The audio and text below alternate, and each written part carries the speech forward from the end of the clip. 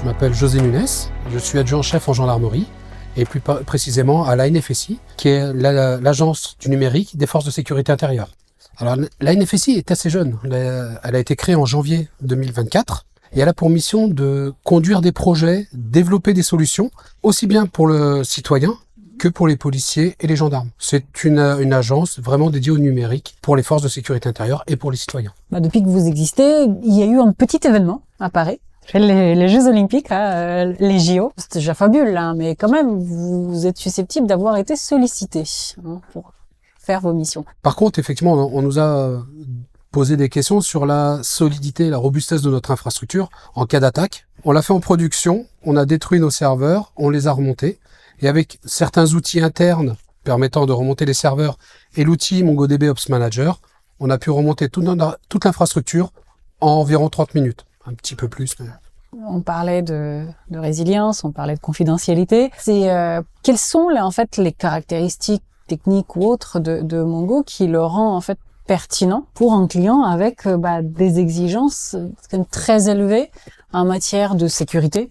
La plupart des administrateurs de bases de données, s'ils veulent bien sécuriser leur environnement, souvent ils commencent par ajouter des autorisations, authentifications classiques. Après, ils peuvent chiffrer les échanges entre clients et serveurs. Tous ces échanges en transfert, on peut les chiffrer. Il n'y a pas de souci. On chiffre les données au repos et on stocke aussi la clé ailleurs, qui sont dans un système de Key Management System séparé.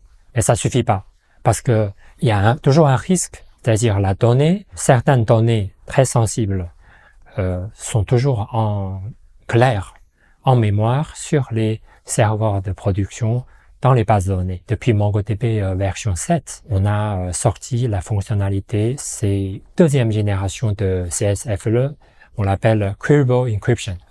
Cette solution permet de non seulement chiffrer les données avant la donnée quitter le serveur clientèle, application clientèle, et en plus, une fois la donnée chiffrée, partie, stockée dans la base de données, on peut requêter la donnée. On supporte des requêtes de type assez riche, on supporte tests égalité ou le contraire. En version 8, on a enrichi aussi. On peut supporter les requêtes avec des types de range. Ce qui est très intéressant, c'est cette deuxième génération de solutions. Elle est très robuste parce qu'elle utilise un algorithme complètement aléatoire. À chaque fois où on chiffre une nouvelle donnée, elle est chiffrée de manière différente. L'avantage de passer par MongoDB directement, c'est qu'on a déjà du support. Généralement, quand on prend une solution open source, si elle marche pas, il faut se débrouiller, ce qui peut être assez problématique.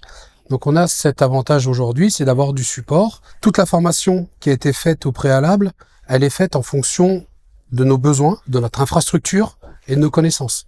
Nous, on fait toujours beaucoup d'open source. On prend ce qui existe, on vient le modifier. Mais si on veut quelque chose de sécurisé, de robuste et de maîtrisé, il n'y a pas de mystère. Il faut quand même passer à un moment donné par un éditeur. MongoDB a été là pour nous, en tout cas sur ce sujet-là. Il remplit tout à fait le boulot. Donc contactez-les, vous verrez bien si le besoin peut être répondu